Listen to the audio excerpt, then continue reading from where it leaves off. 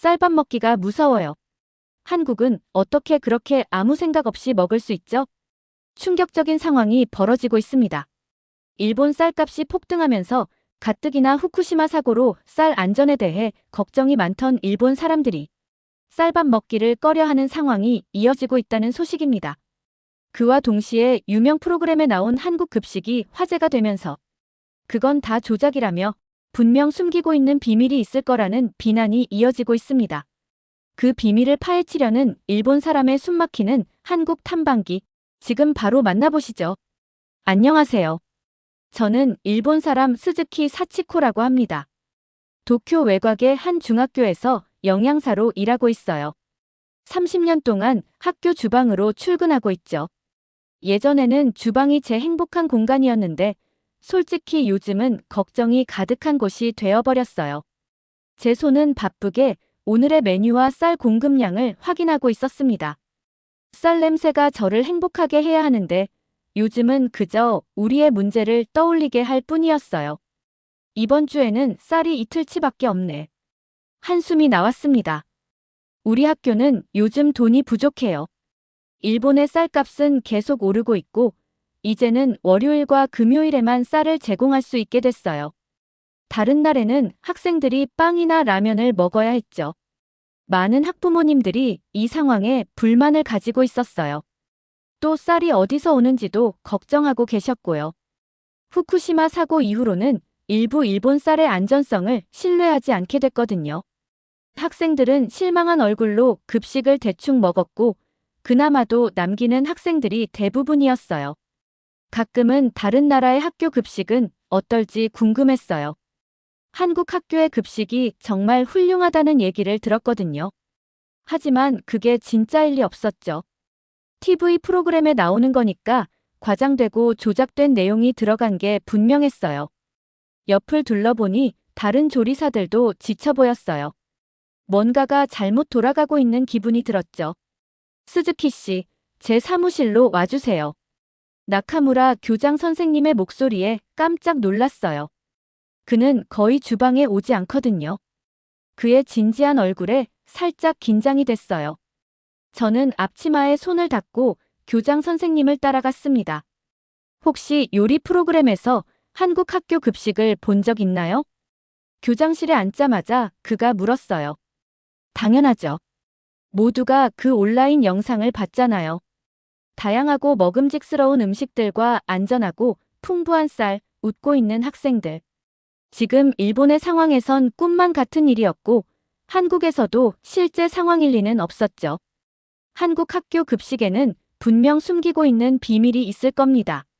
선생님이 서울에 가셔서 한국 학교들을 방문해 급식을 어떻게 운영하는지 알아봐 주세요. 나카무라 교장 선생님의 제안에 심장이 빠르게 뛰었어요. 제가 한국에 간다고요? 저는 지금까지 한 번도 일본을 떠난 적이 없었는걸요. 하지만 교장 선생님, 저는 한국어를 못해요. 가이드를 제공해 드릴 겁니다. 영어는 조금 하시죠? 그것도 도움이 될 거예요. 머릿속이 온갖 질문으로 가득 차고 있었어요. 어떻게 외국에서 지낼 수 있을까? 내가 거길 다녀온다고 뭐 달라질 게 있을까? 한국이 거짓말을 하고 학교 급식의 진실을 알려주지 않는다면 어쩌지? 우리 학교는 지금 예산 문제가 심각하지 않나요? 만약 한국 학교가 돈을 많이 써서 급식이 잘 나오는 거라면 어떻게 해야 할지. 조심스러운 저의 질문에 교장 선생님은 단호하게 대답하셨어요. 그게 바로 당신이 가야 하는 이유예요. 돈자랑이든 뭐든 꼭 비밀을 알아오세요. 주방으로 돌아가는 길에 많은 생각이 들었습니다. 우리 식당이 더 나아질 수 있을까요? 우리 일본 학생들이 다시 건강한 식사를 할 수 있을까요? 그 생각은 설레면서도 두렵게 느껴지고 있었어요. 며칠 후, 제가 탄 비행기가 작게 흔들리며 공항에 착륙하고 있었어요. 제 심장도 덩달아 뛰었죠. 어느새 제가 한국에 와 있네요. 공항을 걸어가면서 작은 캐리어를 꽉 붙잡고 있었어요. 정말 많은 사람들이 제 옆으로 바쁘게 지나가고 있었죠. 한국어 소리가 음악처럼 제 귀를 가득 채우고 있었지만 의미는 전혀 알 수 없었어요. 비행기에서 몇 마디 연습했는데 지금은 머릿속이 하얘지고 있었습니다. 어디로 가야 하지? 저는 겨우 택시를 잡아 타고 호텔로 향했어요. 빠르게 걷는 사람들과 알록달록한 상점 간판들, 수증기가 올라오는 길거리 음식 노점상들. 서울의 건물들은 하늘 높이 뻗어 있었어요. 이 새로운 곳에서 제가 정말 작게 느껴지고 있었죠. 호텔에서 잠시 쉰 후 일정표를 확인했어요. 첫 방문지는 잠실에 있는 고등학교였습니다. 제일 깔끔한 출근복을 다듬으면서 손이 약간 떨리고 있었어요. 그들이 저를 너무 구식이라고 생각하면 어쩌죠? 제 질문을 듣고 비웃기라도 하면요. 걱정을 하며 도착한 학교 정문에는 한 여성이 저를 기다리고 있었어요. 그녀는 미소를 지으며 살짝 고개를 숙였죠. 스즈키 씨, 저는 이 학교 영양사인 박서현입니다. 다행히 일본어를 할 줄 아는 사람이었죠. 세련된 얼굴로 깔끔한 흰색 유니폼을 입고 있었습니다.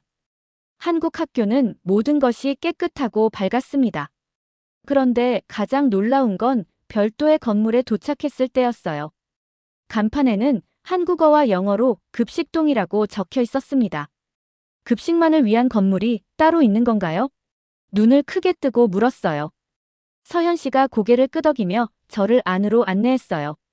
주방은 우리 학교보다 훨씬 새 것처럼 보이는 스테인리스 장비들로 빛나고 있었어요.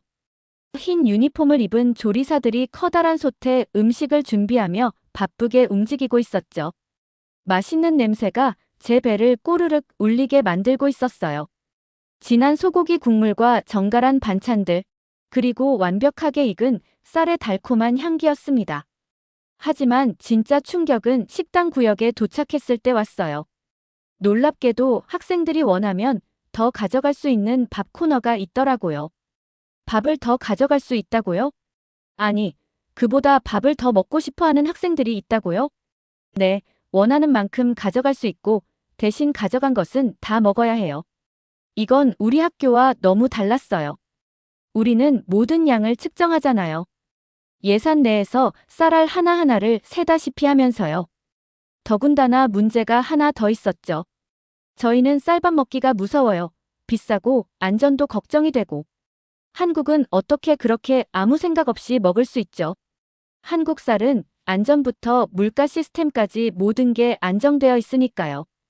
오전 내내 서현 씨를 따라다니며 모든 것을 노트에 적었습니다. 학생들은 온갖 종류의 음식을 먹고 있었습니다.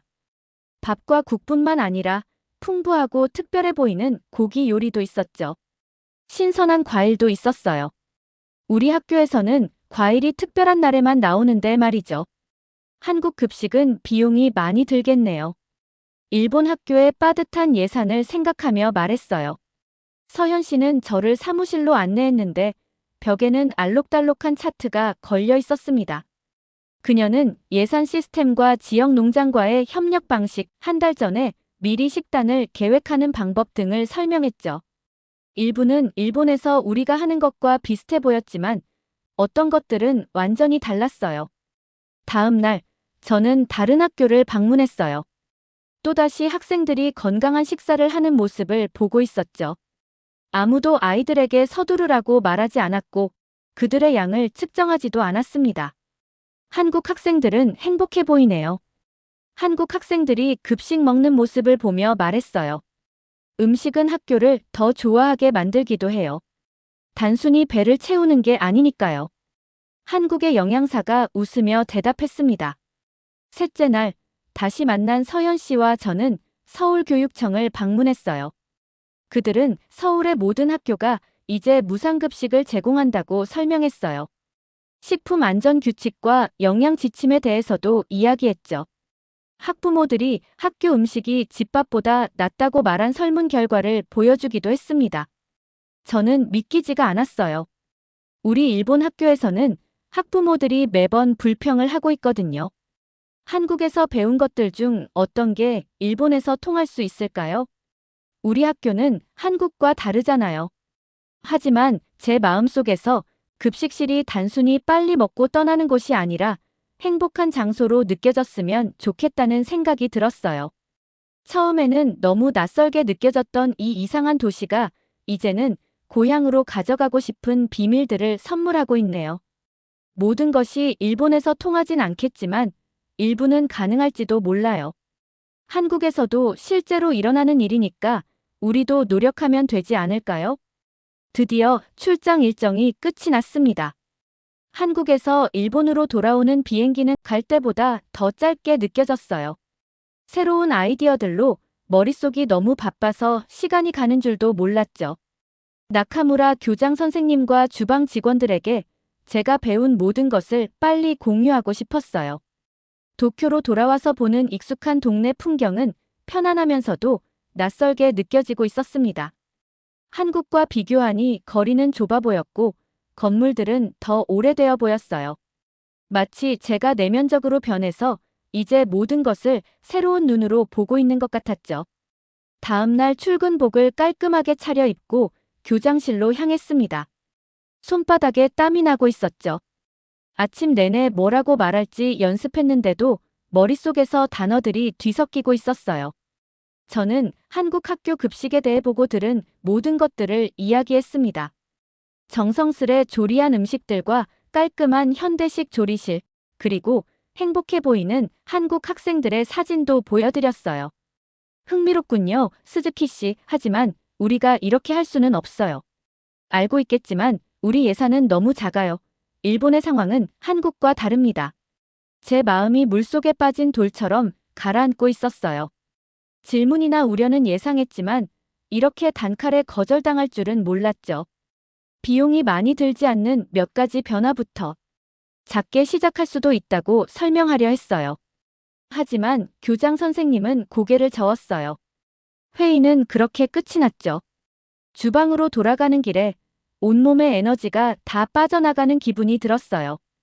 밝은 복도가 회색으로 어둡게 느껴졌죠. 그렇게 한국까지 날아가서 열심히 알아보고 배워왔는데 아무것도 변한 게 없었습니다. 주방에서 우리 주방장 하루미 씨가 제 얼굴을 보더니 상황을 알아채고 위로해줬어요. 다른 주방 직원들이 모여들어 한국에 대해 물어봤고 제가 사진을 보여주자 그들의 눈이 휘둥그레졌어요. 일본 학교에서는 절대 저렇게 못할 거야. 한 요리사가 한숨을 쉬며 말했어요. 그 말에 제 안에서 뭔가가 꿈틀거렸어요. 모든 걸 다 하진 못해도 몇 가지는 시도해 볼 수 있겠죠. 저는 서현 씨와 그녀의 자신감 넘치는 미소를 떠올렸어요. 밥그릇을 가득 채우는 한국 학생들과 반쯤 빈 식판을 들고 있는 우리 일본 학생들이 비교돼 마음이 아팠죠. 다음 날 아침 저는 시도해 볼 만한 작은 변화들의 목록을 만들어 봤습니다. 많은 돈이나 특별한 허가가 필요 없는 것들이요. 서현 씨에게 연락을 해서 일본 재료로 만들 수 있는 간단한 한국식 레시피를 물어봤죠. 하루미에게 새로운 레시피를 보여주니 그녀의 눈이 반짝였어요. 우리 서현 씨가 알려준 대로 소고기 덮밥에 불고기 스타일 소스를 한번 써봅시다. 학생들이 이 새로운 맛을 좋아할지도 몰라요. 우리는 학생들이 좋아하는 것과 싫어하는 것을 알려줄 수 있는 건의함도 설치하기로 했어요. 하지만 가장 큰 도전은 쌀이었어요. 현재 공급업체는 후쿠시마에서 저렴한 쌀을 보내고 있었는데 많은 학부모님들이 걱정하고 있었죠. 안전한 쌀 공급처를 다시 찾아야 했어요. 주말 동안 지역 농장들을 조사했습니다. 대부분은 학교에 공급하기에 너무 작거나 우리 예산으로는 너무 비쌌어요. 하지만 포기하지 않았고 한 곳씩 전화를 걸어 우리 상황을 설명했습니다. 마침내 15번째 전화에서 야마모토 준 씨와 연결됐어요. 그의 목소리는 야외에서 오랜 시간을 보낸 사람처럼 깊고 거칠었어요. 그는 우리 학교에서 2시간 거리에 있는 농장에서 유기농 쌀을 재배하고 있었어요. 학교 계약은 번거로워서 싫습니다. 당신네 예산은 작고 서류 작업은 너무 많고요. 저는 진심을 담아 우리의 상황을 설명했습니다. 급식 안전을 걱정하는 부모님들과 배고픈 학생들, 그리고 더 나은 식사를 제공하려는 우리의 꿈을요. 제 진심이 그를 움직였는지 그는 저와 만나기로 동의했어요. 다음 토요일 기차를 타고 야마모토 씨의 농장으로 향했습니다. 주변으로 시골 풍경이 펼쳐지고 있었죠. 노는 하늘을 비추는 푸른 거울처럼 펼쳐져 있었어요. 일꾼들이 식물 사이를 오가며 성장 상태를 확인하고 있었죠. 야마모토 씨는 쌀 가공 지역을 보여주며 어떻게 곡물을 세척하고 포장하는지 설명했습니다. 우리 쌀은 지금까지 당신이 사용했던 것보다 더 비싸요. 하지만 완전히 안전하죠. 화학 물질도 없고 오염 물질도 없어요. 고개를 끄덕이며 빠르게 계산해 봤어요. 메뉴의 다른 부분을 조정한다면 가능할지도 몰라요. 그냥 학교 급식일 뿐인데 왜 그렇게 신경을 쓰나요? 야마모토 씨가 이해할 수 없다는 듯 물었어요. 그냥 급식이 아니에요. 학생들에게 그들이 소중한 존재라는 걸 보여주는 거예요. 그들의 건강과 행복이 중요하다는 것을요. 저는 한국 학교를 방문하며 본 것들과 깨달은 것들을 설명했죠. 야마모토 씨는 그제서야 이해하기 시작했고, 우리는 드디어 계약을 맺었습니다. 그는 우리에게 쌀을 공급해주기로 했어요. 일단 소량부터 시작해서요. 잘 되면 나중에 주문량을 늘릴 수 있었죠. 학교로 돌아오자 다음 도전이 기다리고 있었어요. 학부모님들에게 우리의 계획을 알려야 했어요. 일부는 더 좋은 쌀에 대해 기뻐할 테지만 다른 일부는 어떤 변화에도 걱정할 거예요. 발표 자료를 준비하면서 손이 떨렸어요. 만약 그들이 모든 것을 거부한다면, 교장 선생님에게 오히려 더 불평을 한다면, 저는 회의실에 모인 학부모님들께 인사를 하고 설명을 시작했어요. 한꺼번에 모든 것을 말하지는 않았습니다. 일단 쌀부터 시작했어요. 현재 공급보다 더 안전한 유기농 쌀에 대해 말했죠. 야마모토 씨의 농장 사진을 보여줬어요. 질문이 쏟아졌어요. 얼마나 더 비싸질까요? 양이 줄어들까요? 빵을 더 좋아하는 아이들은 어떻게 되나요? 회의가 끝날 무렵 대부분의 학부모님들이 이 변화를 지지해 주었어요. 몇몇은 심지어 계획과 피드백을 돕기 위한 급식위원회를 결성하겠다고 자원했죠. 고된 일정에 지쳐있던 마음이 희망으로 바뀌는 것 같았어요. 드디어 첫걸음을 내딛는 순간이었습니다. 오늘 우리 주방에서는 다른 냄새가 나고 있었어요. 야마모토 씨의 신선한 쌀이 가장 큰 취사기에서 김을 내뿜으며 고소한 향기를 주방 가득 채우고 있었죠. 옆에서는 새로 만든 불고기 스타일 소스가 보글보글 끓고 있었어요. 그 냄새는 달콤하고 짭조름하고 약간 매콤하기까지 했어요. 하루미 씨는 그걸 저으면서 콧노래를 흥얼거리고 있었어요. 몇 년 동안 그녀가 주방에서 콧노래 부르는 걸 들어본 적이 없었는데 말이죠. 냄새가 정말 좋네요. 오늘은 새 메뉴를 시도하는 첫날이었어요. 정확히 12시에 점심종이 울렸습니다. 잠시 후 첫 번째 무리의 학생들이 급식실로 들어왔어요. 대부분은 제가 불안한 눈으로 그들을 지켜보고 있다는 걸 알아채지도 못했어요. 하루미 씨가 첫 번째 학생에게 김이 모락모락 나는 밥과 새로운 불고기 스타일 고기를 한 접시 담아주었습니다. 그 학생이 앉아서 한 입 먹어보더니 눈을 동그랗게 떴어요. 이번에는 더 크게 한 입을 먹었죠. 그 뒤로 많은 학생들이 급식을 받아갔고 모두가 그릇을 싹싹 비웠습니다. 잠시 후 한 남학생이 무표정한 얼굴로 걸어왔어요. 불평을 하러 오는가 싶어서 제 마음이 철렁 내려앉고 있었죠. 저기 밥 좀 더 받을 수 있을까요? 저는 잠시 동안 너무 놀라서 말을 못했어요. 이런 일은 몇 년 동안 없었거든요. 보통 학생들은 밥이 맛없다고 남기기 마련이었는데요. 네, 물론이죠. 저는 새로 만든 셀프 서비스 밥 코너를 가리켰어요. 그 학생은 밥을 한 접시 더 담아서 자리로 돌아갔어요. 오늘은 다른 학생들도 밥을 더 가져다 먹었고 더 놀라운 건 음식물 쓰레기가 거의 없었다는 거예요. 하루미와 저는 정리하면서 승리의 기쁨을 나눴습니다. 우리의 첫 번째 작은 변화가 성공하는 순간이었죠. 다음 날 소문이 퍼졌습니다. 학생들이 기대에 찬 얼굴로 점심을 먹으러 왔어요. 몇몇은 우리가 뭘 요리하고 있는지 구경하기도 했죠. 오늘의 평범한 메뉴도 그저 야마모토 씨의 쌀을 사용했다는 이유만으로 더 맛있게 느껴지고 있었어요. 금요일에는 또 다른 레시피를 시도했어요. 일본 재료로 만든 간단 떡볶이 버전이었죠. 우리는 그걸 매콤달콤 떡 스튜라고 불렀어요. 이번에도 학생들이 좋아했고 선생님들은 아이들의 놀라운 반응을 전해주었습니다. 몇 주 동안 변화는 계속됐어요. 매주 금요일마다 새로운 한국식 레시피를 시도하면서 일본 입맛에 맞게 맛을 조절했어요. 어느 날 지역 신문 기자가 다른 이유로 우리 학교를 방문했어요. 그는 우연히 급식실에서 점심을 먹게 됐고 우리 음식에 대해 궁금해했어요. 그 기자는 저에게 새로운 급식 프로그램에 대해 인터뷰를 요청했죠. 이런 아이디어는 어디서 얻으셨나요? 저는 한국 출장과 놀라운 한국 학교 급식, 그리고 박서현 씨에 대해 이야기했어요. 우리가 어떻게 그 아이디어들을 우리 예산 내에서 일본 재료로 적용하고 있는지도 설명했죠. 그 기사는 다음 주에 실렸는데 우리 주방 직원들의 사진과 함께 지역 학교 급식 프로그램 혁명 일으키다 라는 제목이 붙어 있었어요. 신문에 제 이름이 실린 것을 보니 부끄러우면서도 자랑스러웠습니다. 기사가 실린 다음 날 교장 선생님이 저를 사무실로 불렀어요. 교육청에서 전화가 왔어요. 신문 기사를 읽었다네요. 우리 학교 급식 프로그램에 대해 더 알고 싶어 해요.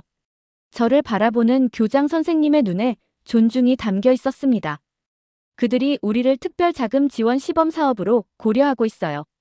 선정된다면 학교 급식을 위한 추가 예산을 받게 될 거예요. 그 말을 들으니 가슴이 너무 뛰었습니다. 추가 예산이라니요. 돈이 조금만 더 있어도 할 수 있는 일들이 많았어요. 더 많은 신선 재료들과 품질 좋은 단백질을 구할 수 있고 어쩌면 한국에서 본 삼계탕 같은 특별 식단도 만들 수 있을 테니까요. 그 다음 주에는 더 많은 놀라운 일들이 있었어요. 방송국 촬영팀이 학교 음식에 관한 다큐멘터리를 위해 우리 급식 서비스를 촬영하러 왔습니다. 그들은 저와 하루미 씨, 심지어 쌀을 배달했을 때의 야마모토 씨까지 인터뷰했어요. 학생들이 식사를 즐기고 셀프 서비스 코너에서 음식을 더 가져가는 모습을 촬영했습니다.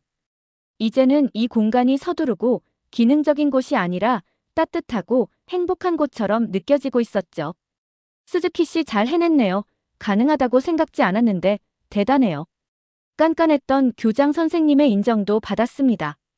선생님, 학교 급식이 집밥보다 더 맛있어요. 급식을 다 먹고 나온 학생이 이런 이야기를 전해주기도 했죠. 앞으로의 길에는 여전히 도전이 있겠지만 기쁜 마음으로 달려갈 수 있는 힘이 생긴 것 같았어요. 그렇게 시간이 흘러 한국으로 출장을 다녀온 지도 1년이 지났습니다. 지금의 우리 학교 급식실은 예전 모습과는 완전히 달라져 있었어요. 급식실에는 행복한 목소리로 웅성거리는 소리가 가득했어요. 오늘은 특별한 날이었습니다. 새로운 급식 프로그램 1주년을 축하하고 있었거든요. 메뉴는 제가 서울에서 처음 맛본 삼계탕의 일본식 버전이었습니다.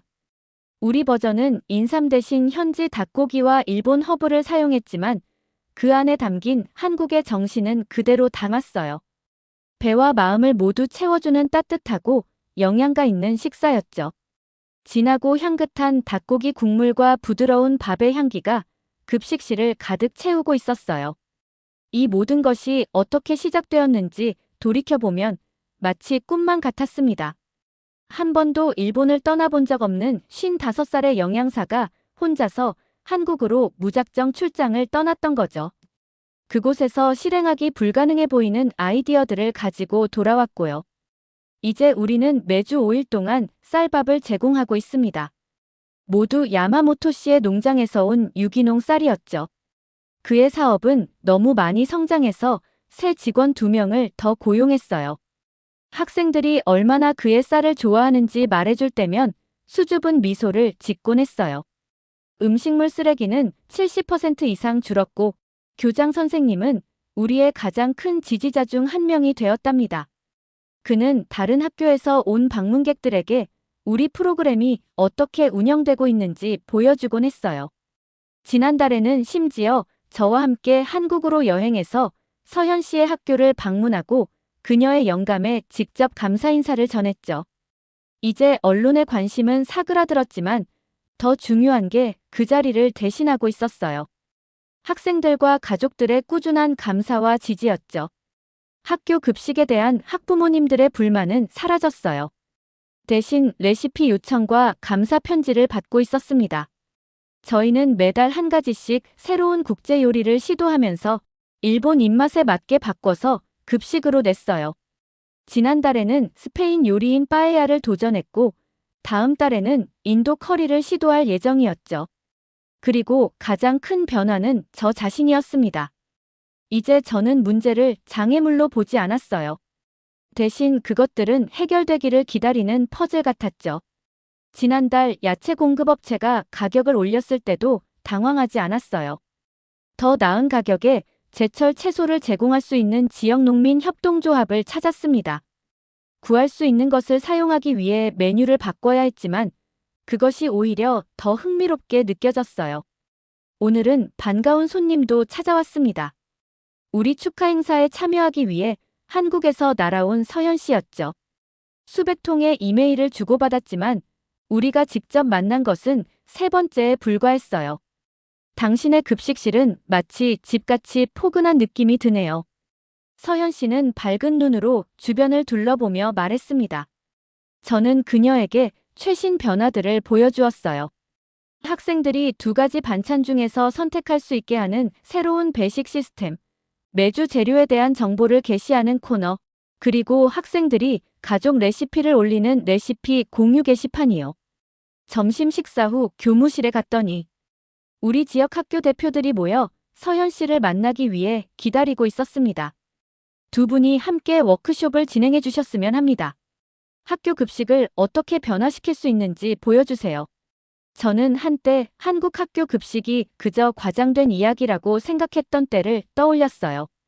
예산 제약 때문에 변화가 불가능하다고 믿었던 때를요. 나카무라 교장 선생님의 첫 반대 이후에 거의 포기했던 때도요. 이제 저는 더 잘 알고 있었어요.